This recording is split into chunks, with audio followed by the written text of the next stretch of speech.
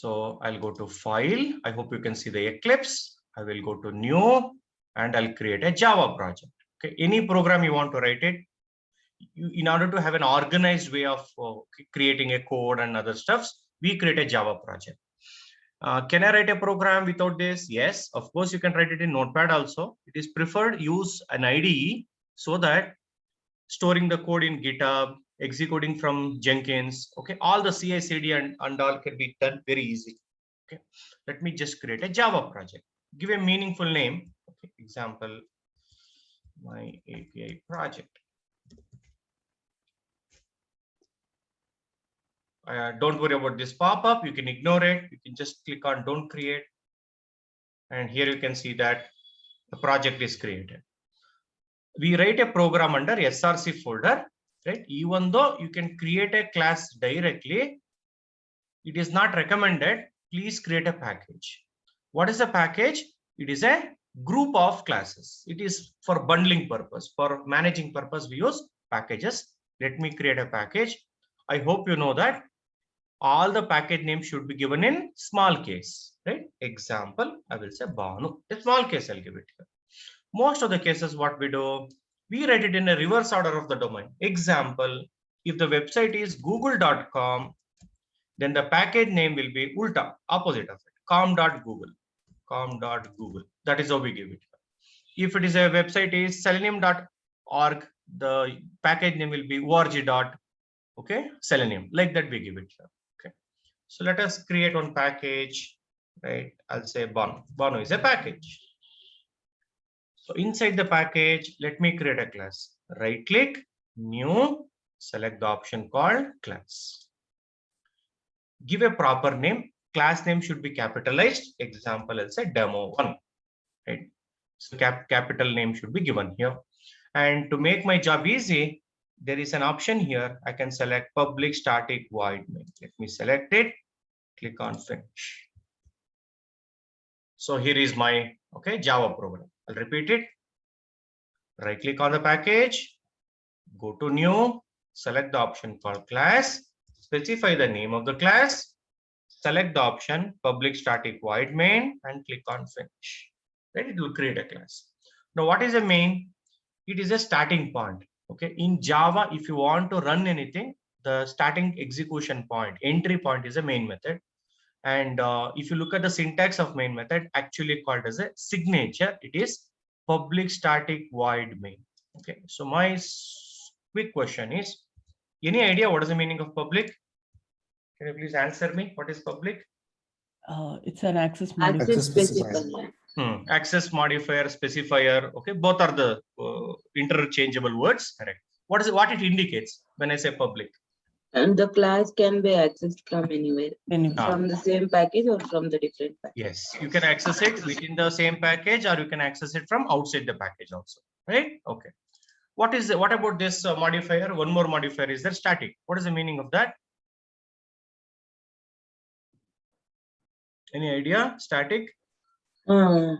It will be having a single copy. So there will be a single copy of it. Okay, and it is associated with the class, not with the object. We will see what is it. And void, it indicates the return type. What is the meaning of void? This method will not return anything, and the name of the method is main. It is taking an argument, okay, and that argument is of type string array. So let me just not worry about that much. Anyhow, we don't use it much. Let us write. I want to print it. I will write yes sys control space. I'll get an option. Let us print enter. I'll get an option called system.out.println. Print whatever you want, right? So whatever the name you want, you can print it and click on a run button.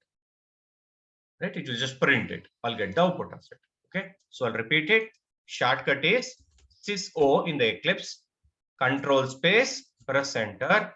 Print whatever you wanted and run it here. So this is all about the printing purpose. And when it comes to the actual Java, we need to create a class. Let us create our own class other than this. Let me just create a class here. I use a keyword called class. Specify the name of the class. Open the bracket and close the bracket. Just for the quick reference, what I can create, what I can put it inside a class. Number one, I can put a variable inside a class. Okay, example, I will say int I is equal to 10.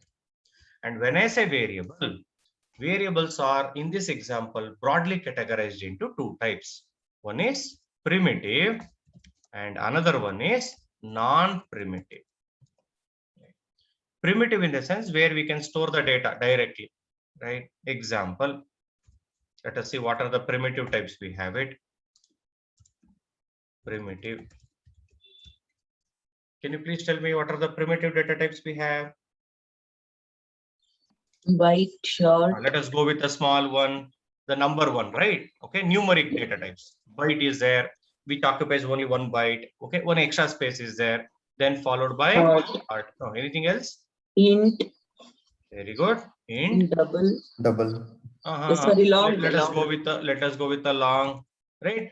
All these are whole numbers, complete numbers, and then comes the floating point number. We have a two data types. What are those? Float and double. Float and double. Double. Float and double. Right. It will store the fraction part like 10.5 and so on and so forth. Other than this number, non-numeric things are there, such as char, which will store the ABCD letters, and we also have something called Boolean. Boolean will store true and false. Right? If you observe it, in Java, there are 8 primitive types of data. One is byte, short, int, float, okay, long, float, double, char, and Boolean. Which one is frequently used? Int is frequently used when it comes to number. When it comes to a fractional part, double is frequently used, right? And of course, while writing our logical programs, we extensively use Boolean. Do we use characters? Instead of character, we use a next level of it, which is called as a non-primitive type. So many non-primitive types are there, right? One of them is string. We use, right? Deepa, there is a background noise. Please be on mute. Primitive. Sorry, I'm not good at typing, even after 20 years. String is there. No. What else is non-primitive? In Java, array is non-primitive. Okay. And whatever we use, collections, all are non-primitives, right? String, array, collections, whatever we use it, almost all are non-primitive. Anything else other than these, okay, all are called as a non-primitive. So I can declare a variable. So variables are divided into two types. One is primitive, another one is non-primitive. Primitive is also called as, okay, I use a word called reference variables, right? Reference variables. Example, I will say string name is equal to Banu. I'll write it. Right. I'll explain how it works. Don't worry. Okay. So the first thing that I can store it in a class is a variable. Second thing that we can put it inside a class is methods, right? So before getting to the methods, let us see how to access this variable. Okay, it's very simple. Since these are all non-static variables, we need to create an object. I hope you know how to create an object. Can you help me out to create an object? How do I do that? A1 is equal to new A.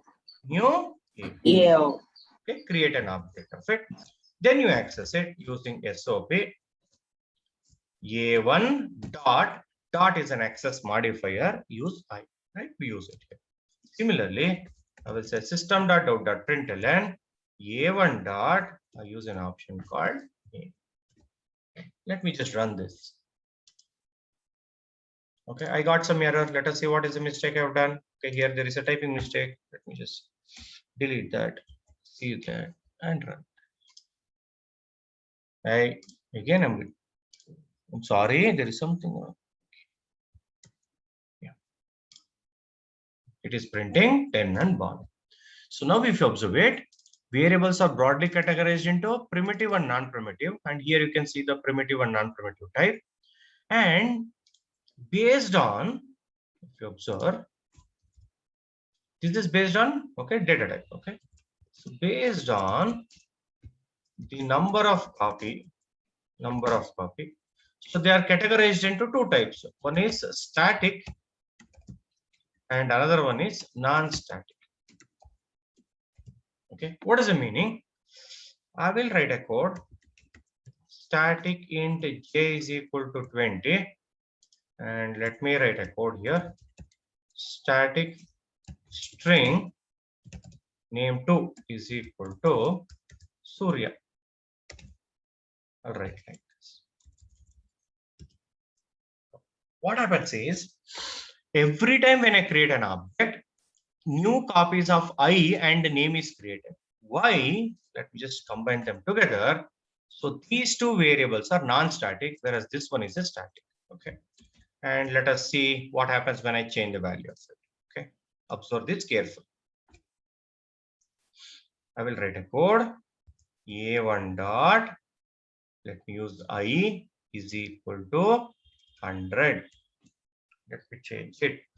A1 dot name is equal to, okay, Banu is there. I'll say Ravi. Let me just change it. Let me create one more variable. A2 is equal to new A of. Then I'll write a code. A2 dot SOP. I will say A2 dot I, and here I'll write code A2 dot name. Right. This is one set of code. Okay. And then let me just access one more. Okay. Let me just write it here.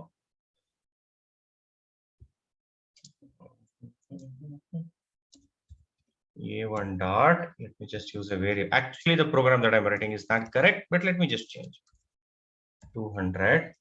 Or here also let it be 200. And A1 dot. I'll use an option called name2 is equal to what? Let me just change it. We'll go step by step. Okay. I created an object of A class. I'm changing the value of it. I created one more. I'm trying to print it. Okay. Let us write SOP A2 dot J. I'll put it in an order, right? And SOP A2 dot name. So here is a program. You can keep it outside. Just give me a second.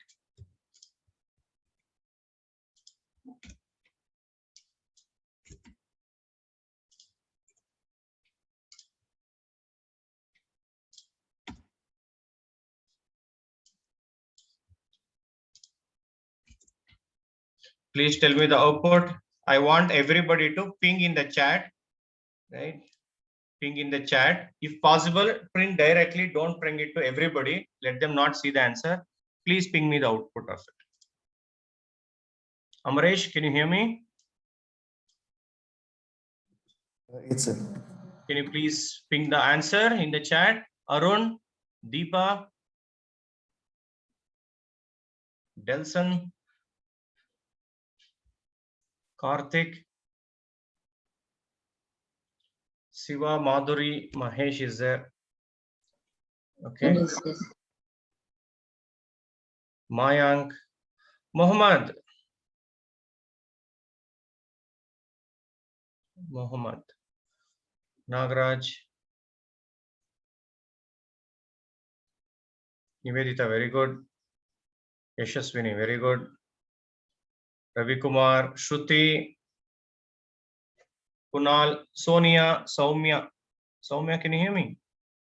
Swati. Vaisham Bhattacharya ji.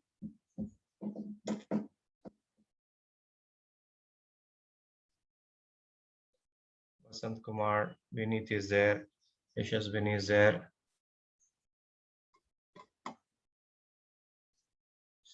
You cannot be on the mute, Appa. You have to answer to the question. Whether our answer is right or wrong, please don't mind. I want you to be active. Sir, I have pinged in chat. I can see. I can Is it see. correct? I'm just checking. There's so many people are pinging it. Okay. Yes.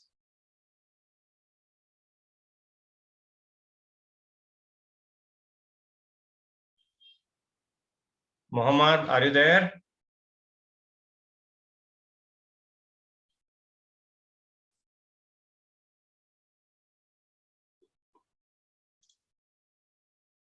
Very good, Sonia. Singh, very good.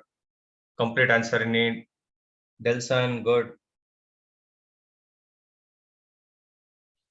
Shruti, good. Soumya, good. Mahesh, good.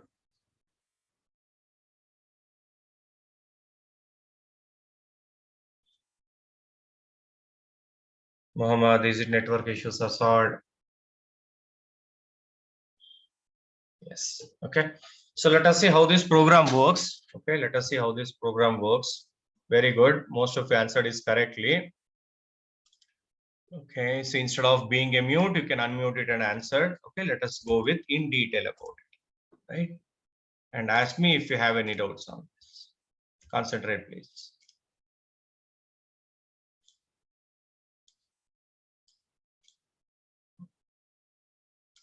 Super. Very good, Ravi. Okay. Nagaraj, yes. Now, let us see how it is working. When I run the code, you will get a JVM, right? We'll get a JVM. JVM stands for Java Virtual Machine. In JVM, memory is divided into two types. One, stack, which is used for the execution, right? And there is another one called heap, used for storage purpose. And in the heap, there are so many memories are there. One of the memory is static pool. Right? One of the memory is static pool. Right? We have a static pool. So this is a static pool. Static pool. Now, what happens when I run it? First, class loader will come. Let me just take it here. So class loader will come. Class loader. Before class loader, there will be a thread also. Main thread will be there. Class loader will be there. What is the job of the class loader? Load the class. Which class it is loading? Demo 2 it is loading. Right. So demo 2 it will load it. And what it will load in demo 2? The static member. Who is static member? Main method is the static member. Main method is loaded. Super. Next, what happens? Main method will come to stack for the execution. So I'll repeat it. This is the stack and this is the heap memory. So here when it comes to here, first it will create one reference variable. Okay, what is that? A1. A1 is a reference variable. And in that reference variable, as soon as you are accessing the class, class is loaded. So what is the class? A class is loaded. A class is loaded. So there is a class memory. Now what is loaded in the A class? Static members are there. Who is the static member? J is a static member. Its current value is 20. Then one more static is there, name2, that is also loaded, name2. And in this example, name2 is Surya, right, as of now. And why it is only loading J and name? Because it is in which memory? Static pool. In the static pool, only static members are loaded. Nothing else is loaded. And when it comes to object creation, whenever I use a keyword called new, a new object is created. New object is created. What is loaded in the object? Non-static members are loaded. Who is non-static? I is one non-static. So just give me a second. Let us create a small object. So here I is created. I is created. What is the value of I? 10 is the value of the I. Next, name. One more variable, name. And the name is what? It is Banu. Banu is the name. So I'll repeat, I and name are non-static, right? So they are be part of the object. J and name2 are static. They will be in the static pool, right? And once the object is created, it will just refer to this particular reference value, right? Object is created. Fantastic. So this is done. Any question till this? Are you able to follow? Do you want me to repeat? Please replay. Are you able to follow till this? Yes, sir. Yes, sir. Others, you can say yes or no in the chat at least. If you don't want to Yes. unmute it. Yes, sir. Yes. Yes, sir. Fantastic. Now the next thing, a1.i. Yes. right? A1 dot I value is 10, right? I is equal to 100. So what it does, it will go here, change this I value from 10 to 100. It will modify this. Super. A1 dot name Ravi. So name is Banu, that will be changed to Ravi. It will modify that. Ravi it is changed. Next. A1 dot J. J is 20. Even though A1 is pointing to this object, it will always have an access to the class, right? So here J is there. So J will be changed to 200. J will be changed to 200, right? This is also done. Same thing happens with the name also. So when I say name 2 is equal to Kumar, name 2 is modified as Kumar. Remember, J and name 2 are static variable. I'm accessing the static variable in the using reference variable. This is not recommended. If you want to access the static member, you should use a class name. That is the correct way. But this is, I'm just wrote it. This is not the right way, but still I can access it. So this is also done. Now let us see. A2 is equal to new A of. What will happen? It will create one more reference variable called A2. And then one more object is created. One more object is created. And in that object, again, only non-static members are loaded. Who are those non-static members? I, which is 10, and name, which is Banu. Right? Banu is stored here. J and name 2 is loaded. No, not loaded, because they are static members. Only one copy in the static pool will be stored. That's all. Okay. So this and this A2 will point to this object. This is done. A2 dot I. A2 dot I. What is the A2 dot I? 10 is the value. A2 dot name. A2 dot name. What is that? It is Banu. Now why I'm telling, because I and the name is changed to 100 and Ravi, but that is not in A2, it is in A1. That is a different object altogether. Is done. Now A2 dot J. A2 dot J is pointing to the same J, right? So it will be 200. A2 dot name, it will be Kumar. This is what happens.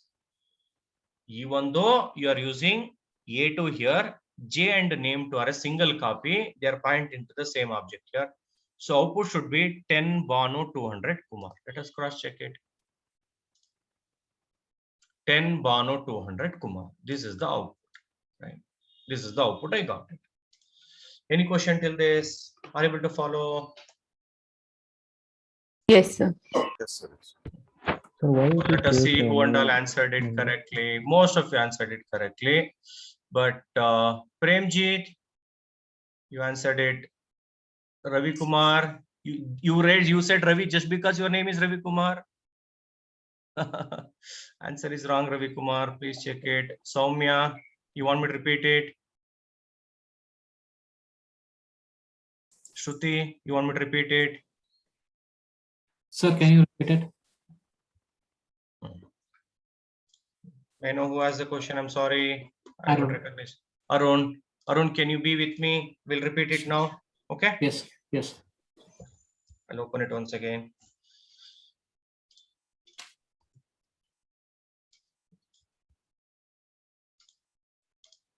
Is it code is visible? Yes. Let us see that.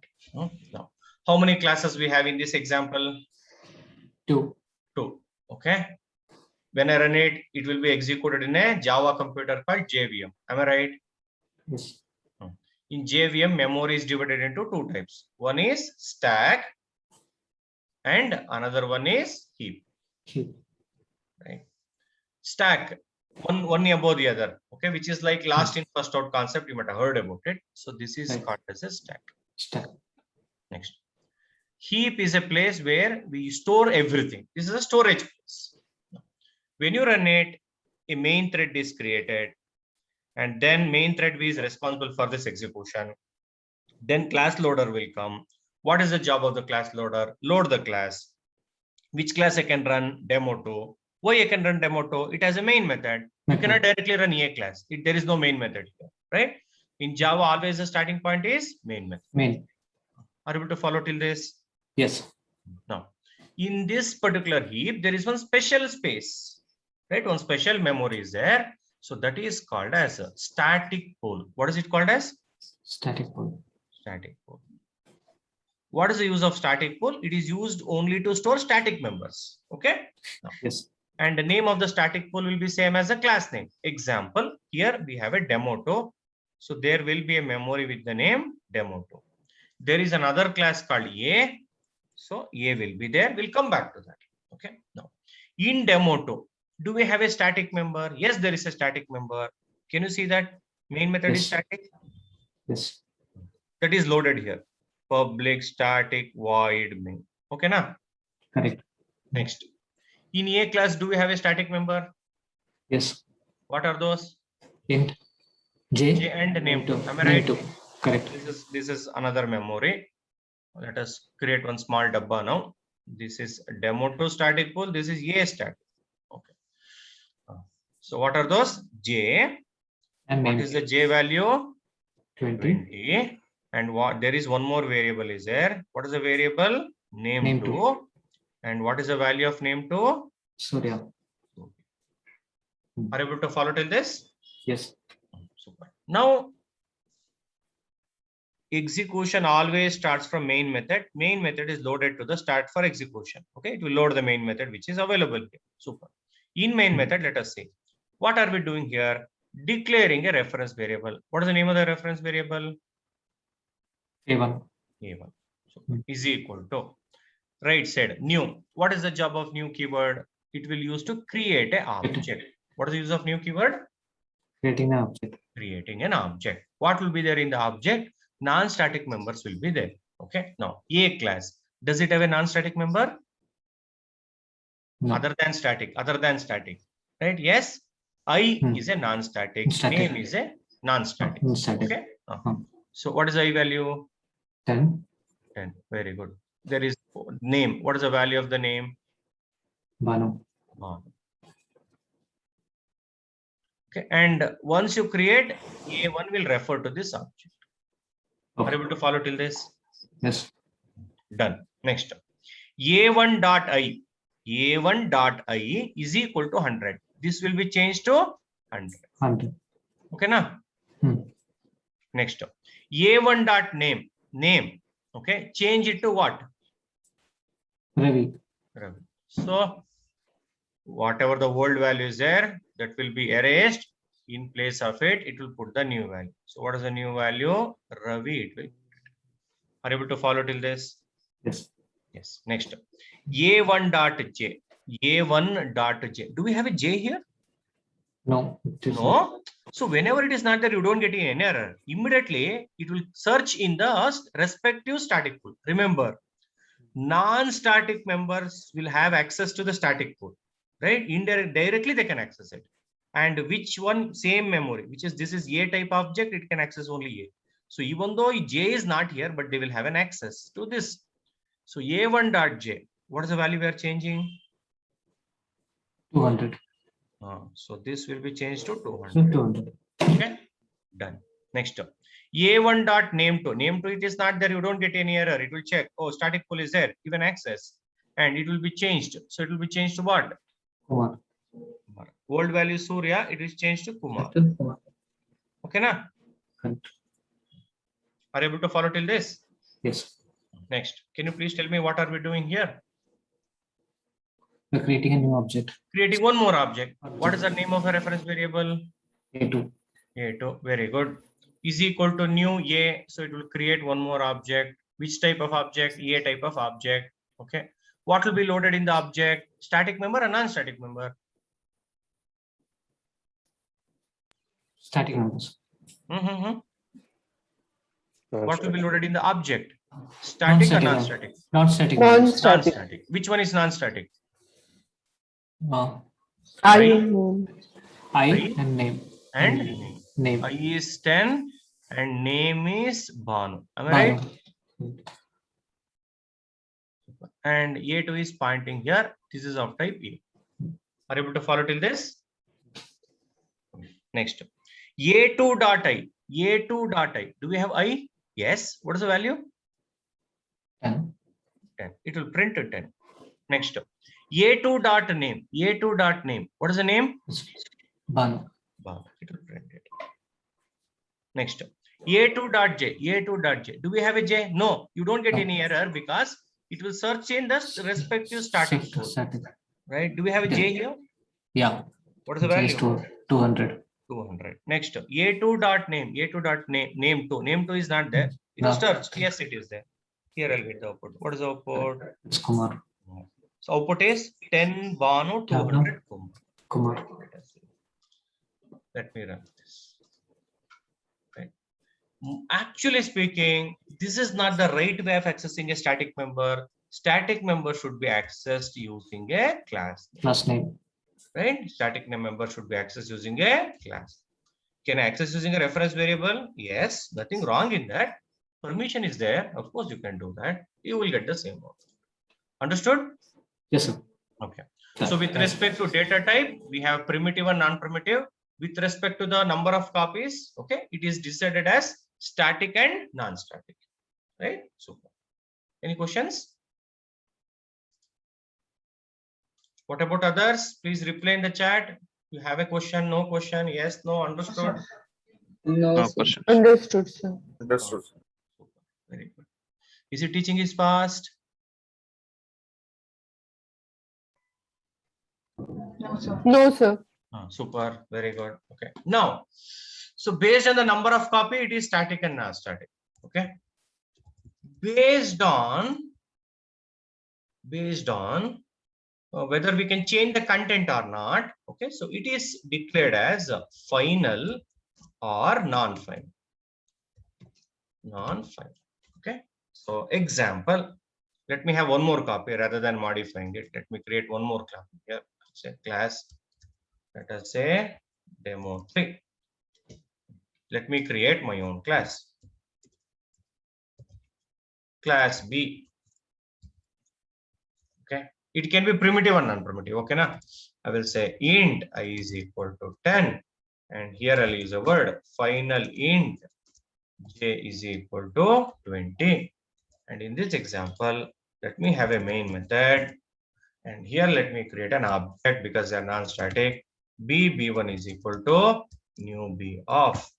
And here I'll write a code b1.i is equal to 100.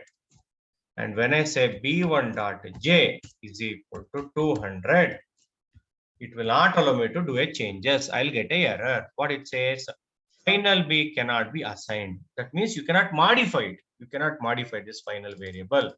So this is a non-changeable. I can call it as a constant.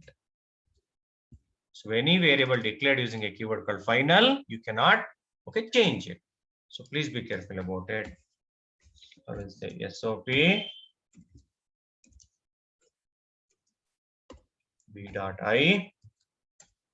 and SOP b.j.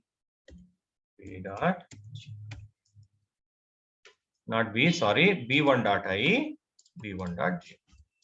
Let me just run that. It will print 200, sorry, 120. That means I you can change, j you cannot change. So let me just in a high level, let us categorize it. Okay, let me just 1 second. Let me just put it. So based on data type, we can categorize the variable as primitive and non-primitive.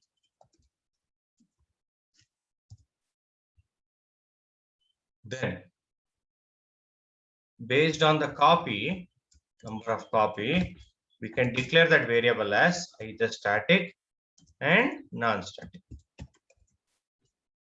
So based on the modification permission, I can declare it as a final and non-final. So now let me just write a code. Class A. Let me write a simple program. Int I is equal to 10. Can you please ping me? Is it a primitive or non-primitive? Is it a static or a non-static? Is it a final or a non-final? Okay. So ping me in the chat your answers. What exactly they are. Do not neglect the basics of Java, please. Mahesh, Nagaraj. What is it?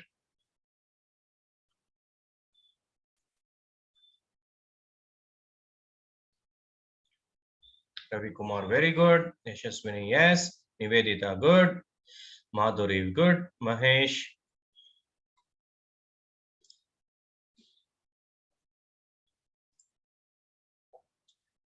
Mohammed, answer should be all the three. You pick one from each category. From data type, Sure, what sure. is it? From copy, what Yeah. is it? From modification, what is it?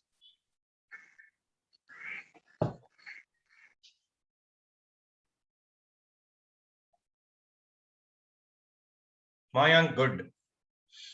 Deepa, you have to pick answers from all the three category, not just from one.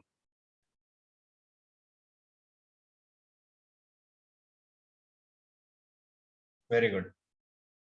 Umar, very good. So the question is, it is primitive,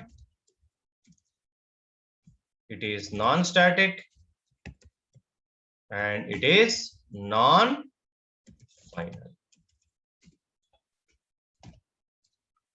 For your information, there is one more category I have it. What is that? Scope. Scope in the sense where exactly it is declared. If it is declared in the class, it is called as a global variable. If it is inside any block, inside a method or something, then it is called as a local variable. So we have global and local. So in this example, this is a global variable. It is a global variable. So based on the data type, it is a primitive. Based on the copy, it is a non-static. Based on the modification, it is a non-final. That means we can change it. Based on the scope, it is a global variable. Right?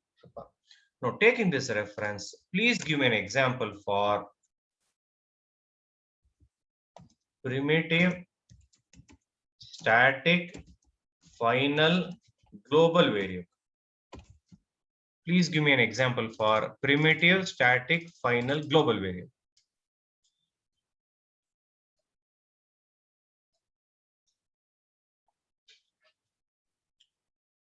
I don't want whole code, just one simple one line code. That's simple.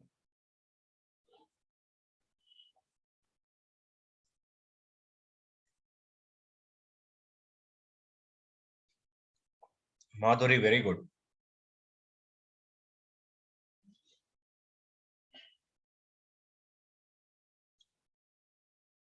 Kelson, yeah. Mahesh, I'm looking at a static. Mayank.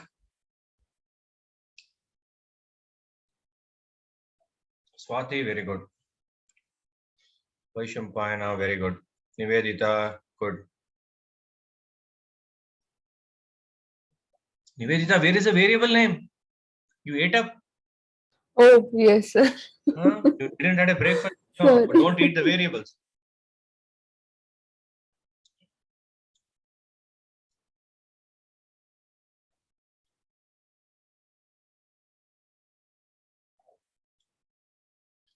Mahesh, the example that you gave is a non-primitive.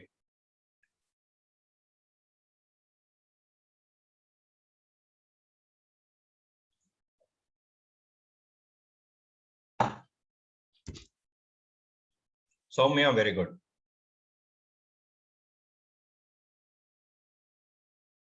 Let us see that. Primitive, you can say int only. Static, just add the keyword static.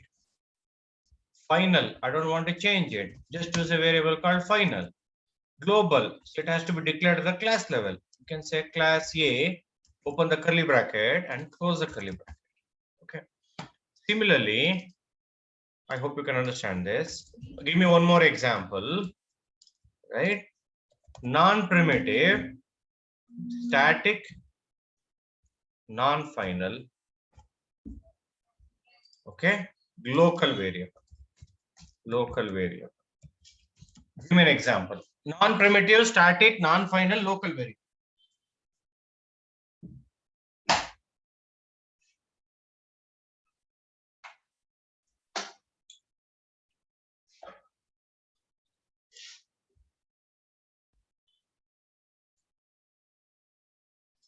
I want just only one variable. It should match all this condition.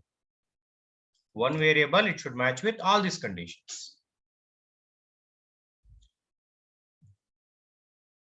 Non-primitive, static, non-final, local variable.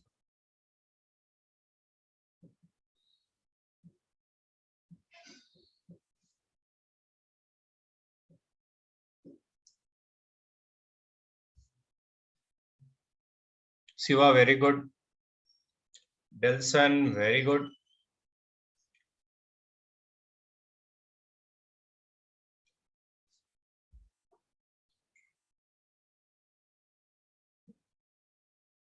Madhuri, I asked for non-primitive.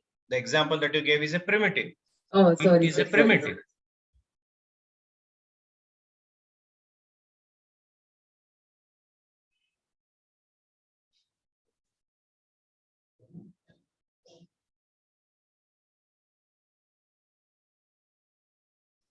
Amar, very good.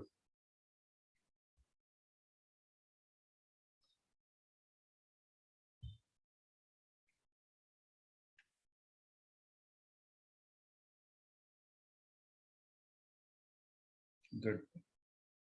Vasant, answer is correct, but please be careful about the case. Java is case sensitive.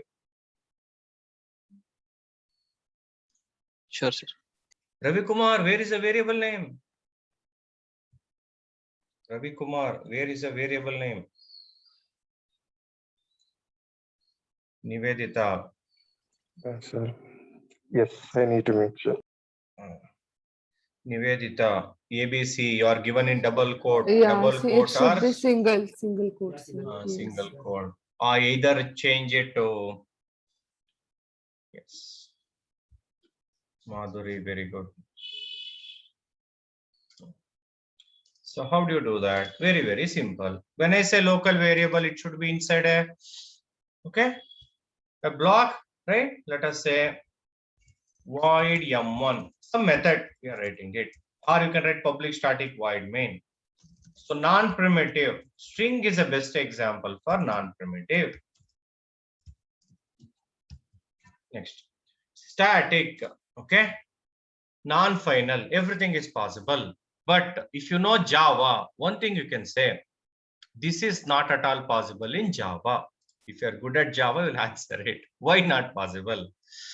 There is no concept called static for local variables. Remember this. It's a very biscuit question, right? Static is not applicable for local variables. Madhuri, can you hear me? Yes, sir. All the Java experts. Please observe. Please observe. Int I is equal to 10 and say static. Right? See here, it says illegal modifier. Okay. So never ever forget. Never ever forget. So all of you practice very well Java, but unfortunately, everything is okay. Static is not possible. For local variables, there is no concept called static or non-static. Local variables are always temporary variables. They will be in stack, not in the heap. Okay. Whereas global variables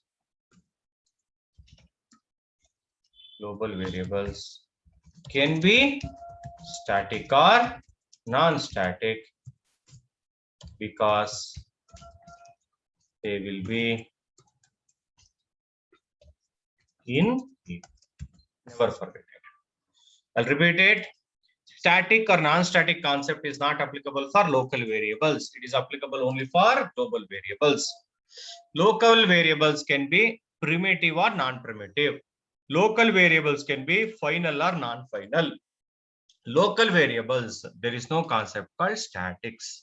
Please be careful about it. So whatever the answer all of you gave are completely wrong. Please be very careful. Any questions on this? Any question on this? No, sir. No, sir. Java experts, Vasant, all are writing static inside a method. Wow. Amaresh, Yes, sir. Java practice is not enough. Did you understand this concept? You want me to repeat? Anybody? No, sir.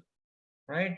So static concept, static and non-static is applicable only for global variables, not for local variables. Please be careful about it. Okay.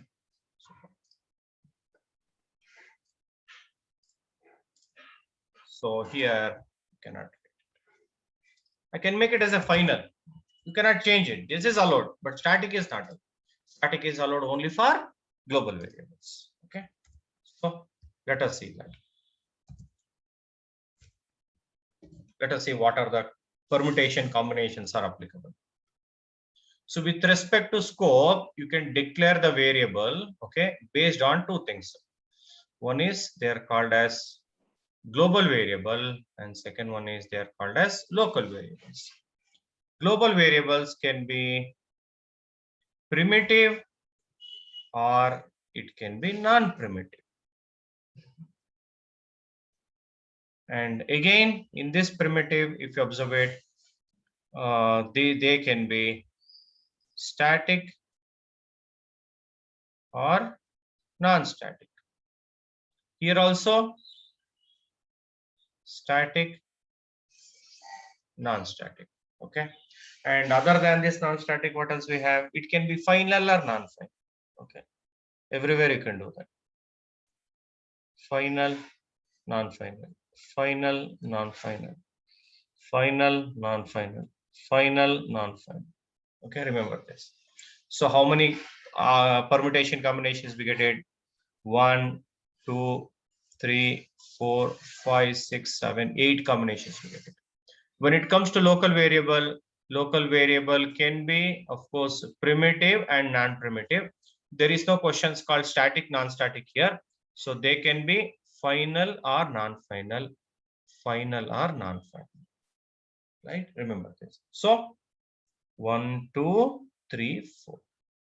So totally 12 combinations you can write. Hope you are clear with all the permutation and combination. Any questions? No, sir. No, sir. No. Okay. So you can take on Chota assignment. What is that Chota assignment? Write one example for all these combinations. Right? Write one example for all the combinations. Example. Let me show you one.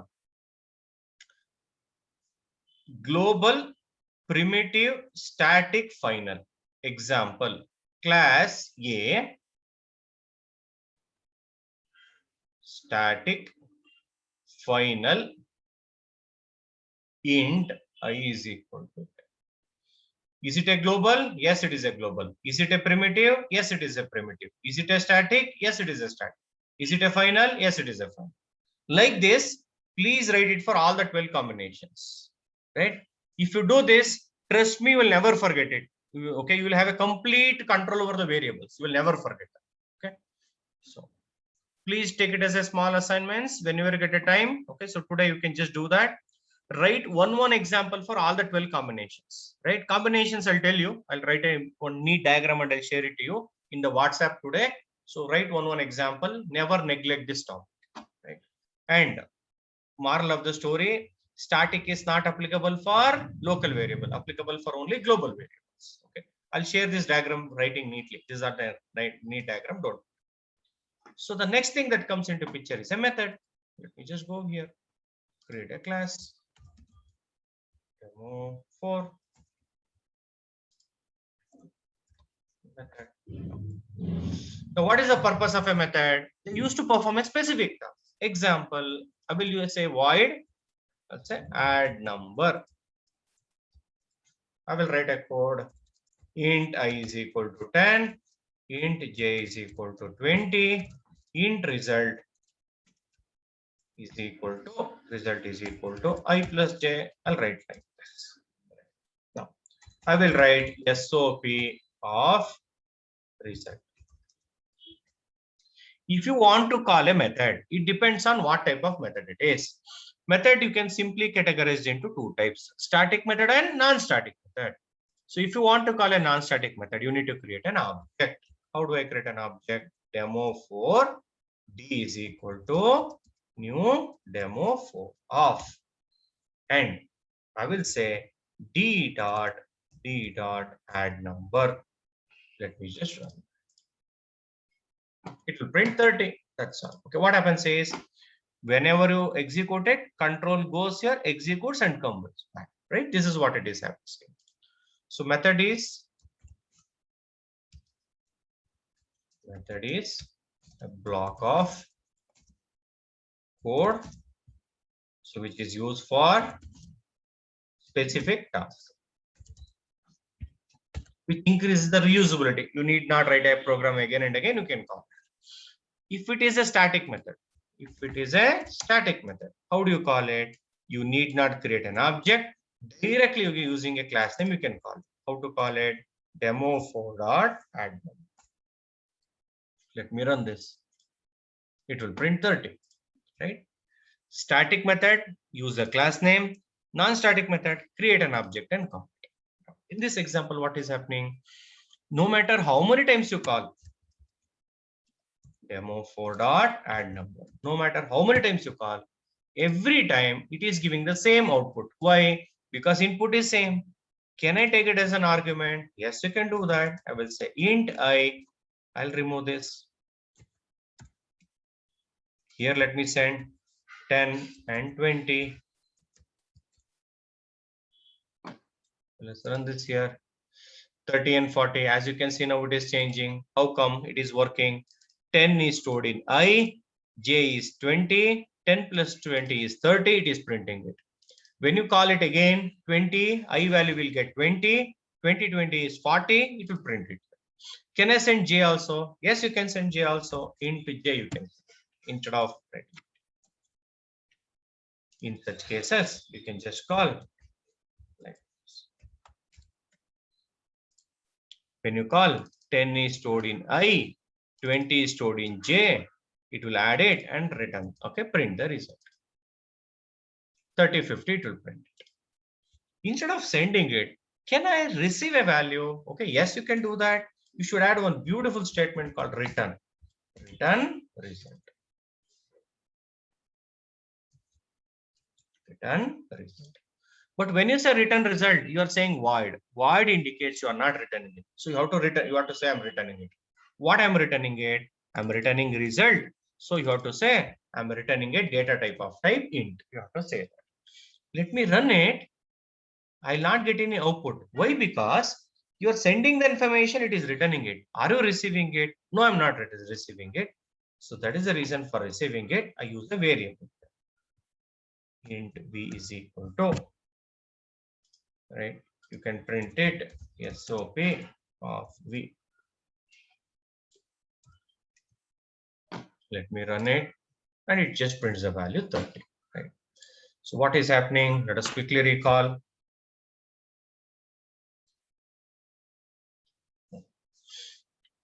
Control always starts from execution, always starts from main method. You are calling add number method present in demo 4. So what will happen is it will call this method add number.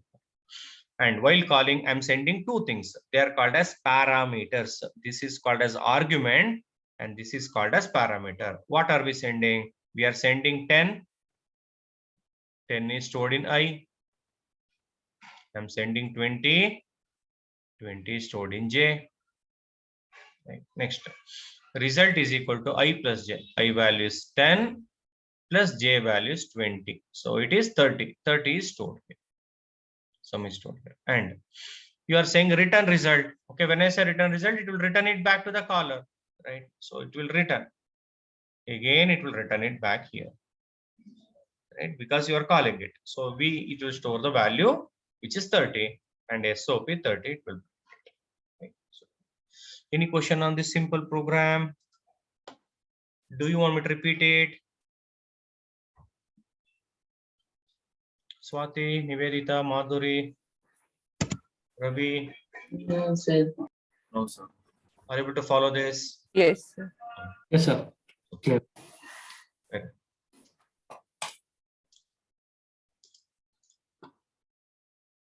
So you can call them, okay, method. Now, when it comes to Java, there are two things, never forget it. One, we will have method overloading. What is that method overloading? Let me just create one more method. Same name, okay, everything is same. Argument should be different. Example, let us say float and float.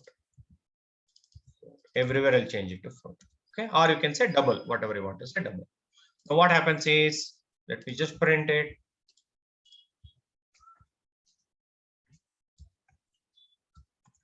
Hi. And SOP, but just for the example's sake. And in this example, when I run it, I created two methods with the same name, but with a slightly different purpose.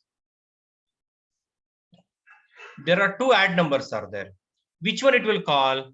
This concept is called as method resolution. That means compiler will decide, oh, there are two add numbers are there. Which add number to call? Depends on the argument, it will decide it. I am sending 10 and 20. So two methods are there. Who is matching? The first method is matching because you are sending an integer. Int is a basic data type. So it will call this method during runtime, and while calling, 10 will be sent to I, 20 will be sent to J. So here it will print the output as high, and then it will add 10 plus 20, which is 30, and prints. Let us check it. It should print high. Let me just clear it and run that. It is printing high and 30. Whereas, let me just send 10.20, 20.20. Right. In this example, why I'm getting error? Because in Java, whenever you give a fraction number, it becomes a double value. So either you can change it to double, or you can use a letter F. F indicates, okay, it's a double value. And here, let me receive it. Output is a float. Let us see. Let's run it and see what happens. It is printing 30.4002. So in Java, please be careful about it. Don't expect the accurate output when it uses this float. If you want the accurate output, we will see that later. Now, which method it is calling? It is calling the second method. How do I know? It is printing by, as you can see. Right? It is printing by. So developing two methods with the same name with a different argument is called as method overloading. Why do we need method overloading? To simplify the calling process. Example, see this here. Demo 5. Let me have a main method.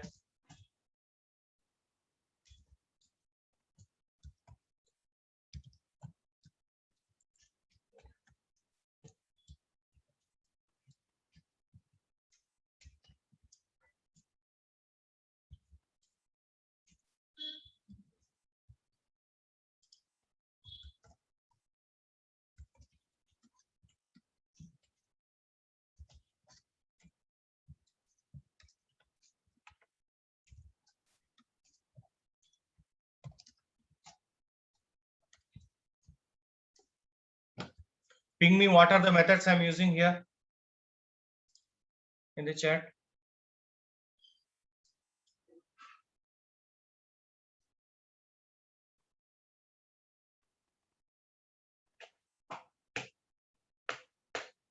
Soumya, Arun, what are the methods we have?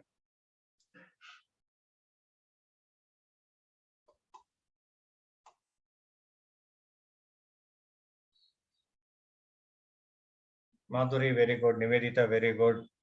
Ashwini, yes. Deepa. Deepa, I'm asking for a method, not a variable. Mayank, out is not a method. Mahesh, one more method is there other than what you have mentioned. One is a method that you can see. One is a method I'm calling. Static is a keyword.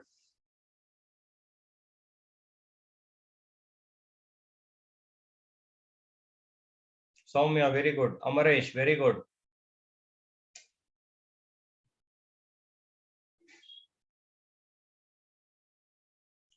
Vasant Kumar, Demofy is not a method, it's a class. Delson, very good. Swati, very good.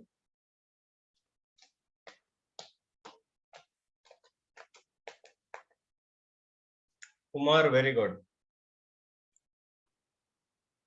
So most of you answered it correctly. So we have two methods. One which have created main.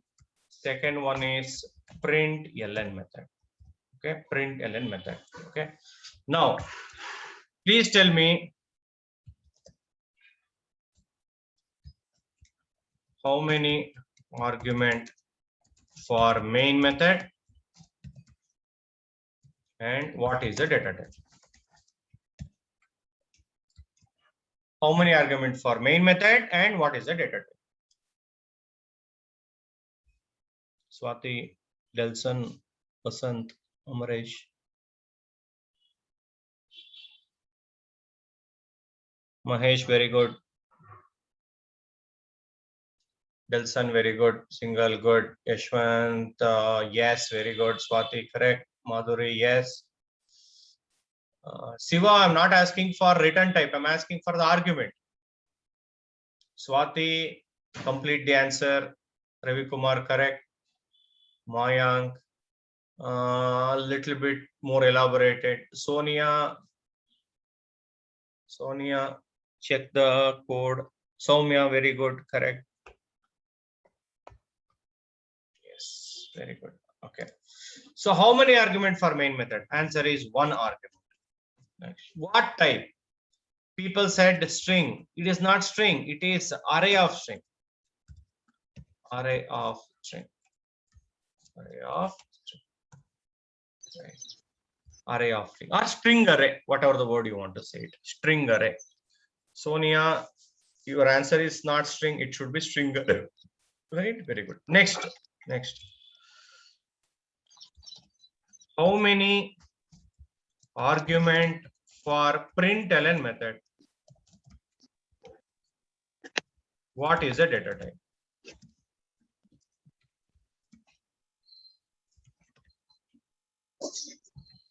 What is the data type of argument?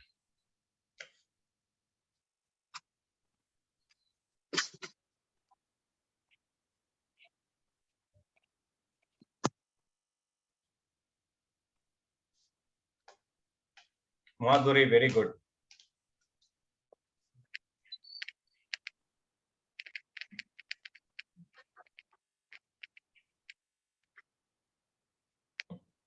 So how many argument of println?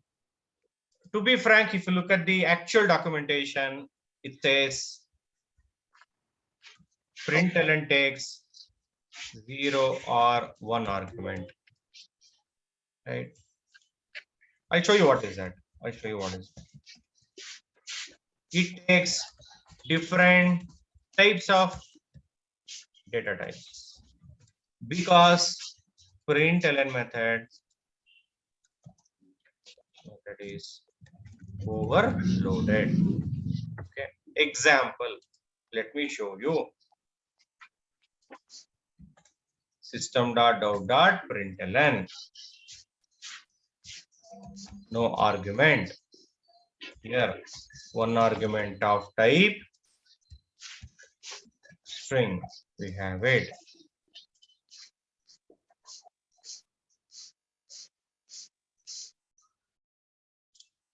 Right. And here, one argument of type int. One argument of type Boolean. Right. Now, if you look at it, I'll show you System.out.println. Look at this carefully.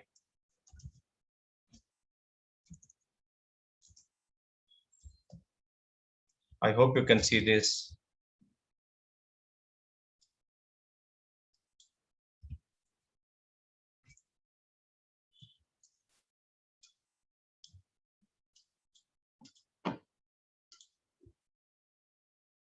See here, println method is overloaded. So how many I have? So many methods are there. 1, 2, 3, 4, 5, 6, 7, 8, 9, 10. 10 println methods are there. Okay, so 10. One, it doesn't take any argument, and all this it takes. Okay, the data type. What is the primitive data type supported? Boolean is supported. Double is there. Float is there. Int is there. Long is there. Okay, now you might ask a question, sir, can I print a byte and all? Yes, this int method will handle byte also, short also, int also, right? All this. And long will handle only long, right? So all this primitive data type is taken care. Byte, short, int is taken care here. Long is taken care here. And float is taken care here. Double is taken care here. Char is taken care here. All the primitive data types are taken care here. And other than that, string is taken care here. Character array is there. Anything else is taken care by this method. Which method? Object. Right? Example. If I say println SOP Banu. SOP Banu. Guess which one it will call? It will call this string. Right? When I say SOP A1, A1 is a reference variable. In such cases, it will call this method. Right? So this is how it is. So there are 10 overloaded methods now. Are you able to follow this? Any questions on this println method?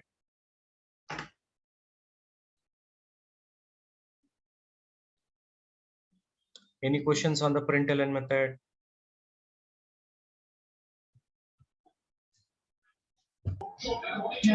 Anybody want me to repeat it?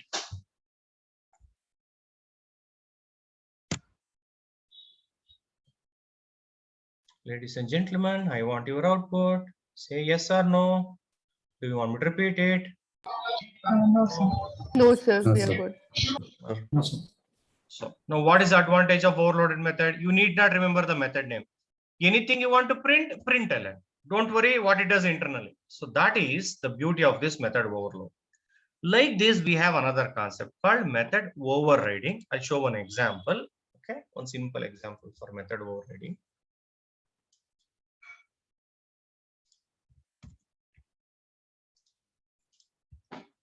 Let me create a different package.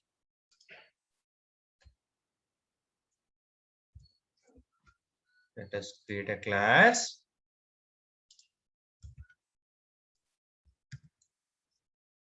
Let us have a main method. And in that, let us say class A. And let us say class B. For method overriding, inheritance is mandatory. So let us create a code void m1 say SOP. Same method if you write it in the child class, it will say extends A. Let us see what happens when I use this word extends A. Let us create an output b1 is equal to new b of b1 dot m1. I'll write it b1 dot m1. Okay, I'll write a program like this. M1 is a method present in A class. Because I'm extending from A class, B will get this method inherited. When I call the method, it just prints it. It just prints it. Right? Whereas when you write the same method once again with a different body, let us say boy, in such cases, rewriting the same method in the child class. Same return time, same signature, everything ditto same, only body is different. So that is called as method overriding. Let us run it and see what is output. I'll get it as a bar. So method is not there.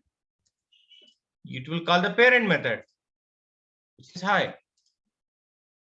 And method is returned. It will call the child class, which is bar. Now the question is, where is this method overriding is used? It is used everywhere. Okay, let me show you one simple example. Let me remove all this. Let me have another class here. Demo. Rewriting the same method in the child class is called as method overriding, right? Let us say main method. See this. I will write a code. Class P, one P class. Let us write P1 is equal to new P of. So in that example, I will write a code SOP P1. Please tell me what is the output of this program.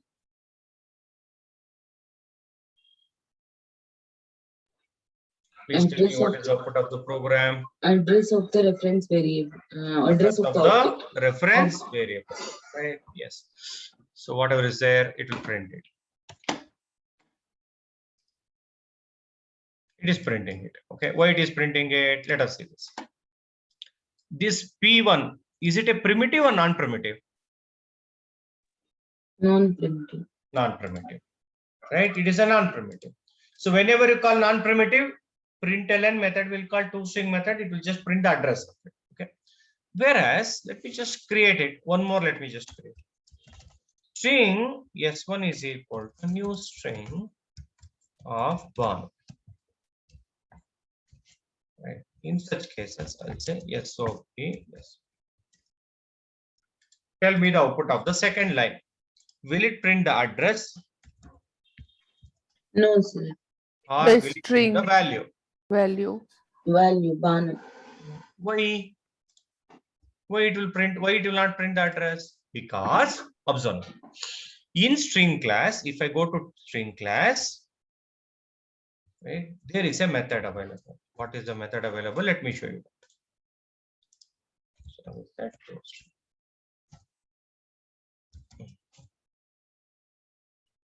where is a toString? Let me just.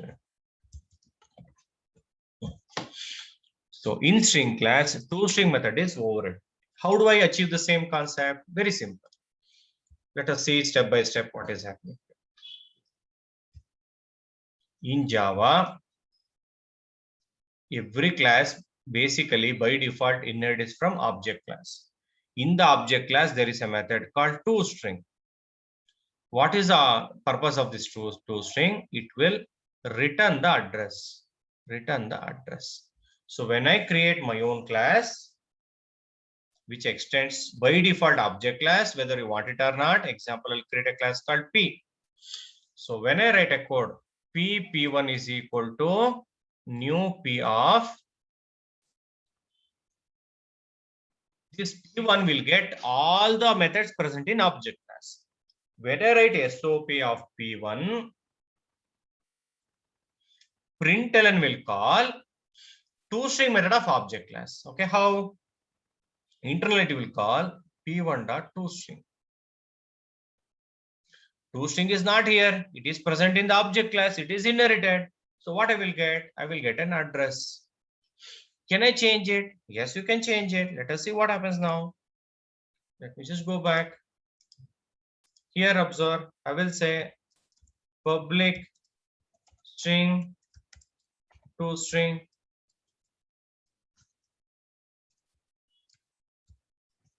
And let me just return the value. Return. I will say Banu. Right. Let us see what happens when I run this program. Let me comment it. Let me just execute this program. Earlier it was printing an address. Now observe it is printing Banu. Why? Because println, if it is a non-primitive object or non-primitive variable, it will call the toString method. If the toString method is not, you have not written, it will call object class toString method. When you override, it will call overridden method. I'm getting an output here, bar, right? So please be careful. Let me just create one more class, class P1, class P2. P1 is equal to new P1. P2 is equal to new P2. SOP P2. What I have written it. Please tell me the output now. Ping me the output. Ping me the output, please.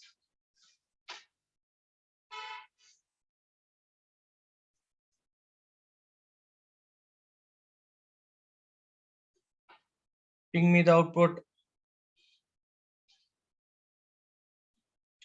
Very good. Very good. Nivedita, good. Delson, good. Vaisham, good. Yashwant, yes, good. Ravi Kumar, good. Yashaswini, good. Sonia, yes. Mayank, very good. Soumya, very good.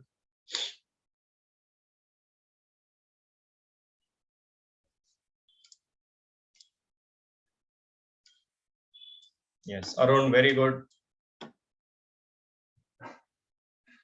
Ravi Kumar, first one is address, second one is a web. Why? Because toString method is. Any question till this?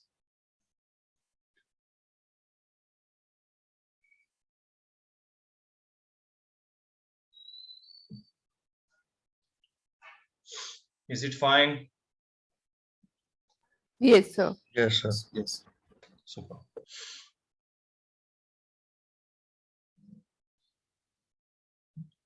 So this is just a basics of Java. Tomorrow also we'll continue. We will discuss a beautiful concept.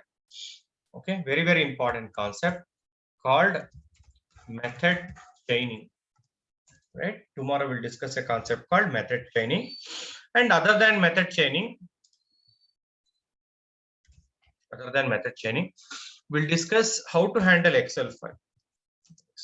How to read from Excel file, how to write it from Excel file. That will help you a lot in the APA classes. So we'll continue tomorrow, right? So tomorrow, I believe around 7:45 as usual is enough. And if all of you are okay, I can stretch till 9:15 rather than ending at the 9 o'clock also.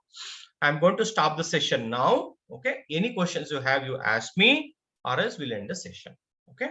Thank you. Thank you, sir. Thank you, sir. Thank you, sir. Thank you, sir. Sorry, I was not able to hear none of you. My speaker was on mute. Thank you, sir. Thank you, sir. Thank you. Thank you. Thank you, sir. Thank you. So you can exit the session. If you have any questions, you can stay back and ask me the questions. Sir, can you explain method overriding and method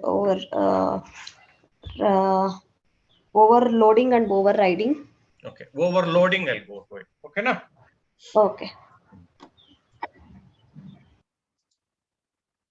So there is a package called Deepa.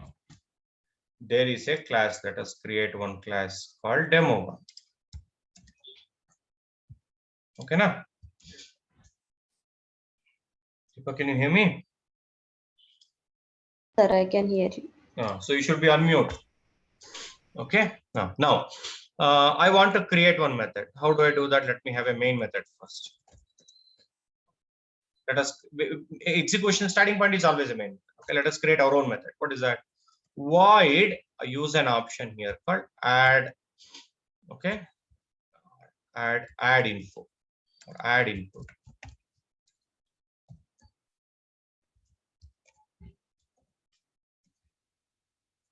Now let me make it as a static method. Deepa, how to call a static method? Oh, Using the class name. class name. Okay, I'll call it. Now let me just take some input. Int I, comma int. I will send the value 10, comma 20. Okay, now. So here it will print SOP I plus j. Now, if I run it, what will happen? One second.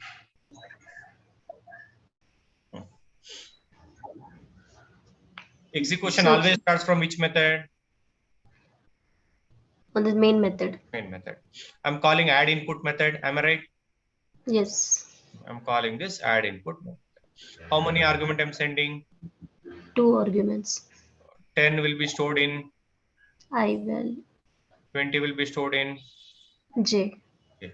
Right? So it is 10 and 20. 10 plus 20. How much? Or 30. It will print it. Okay, let's see this here. Is it printing 30? Yes. Now, let me try to add some number. Okay. Demo1 dot add number, I will say 10.5 and 34.56. Can you see there is an error here? Yes. Why? Because this add input is taking what type of input? Integer input. But is it an integer? No. No. So I have to develop one more method. So let me just develop it. Copy this and paste it. And here, let me just change it to double and double. Right. Now in this example, instead of giving add int, add double, it becomes very tough for the end user. Why? For every method, you have to remember a different name. Oh, I want to add integer, so I should call add int. I want to add a double, so add a double. I want to add byte, add a byte.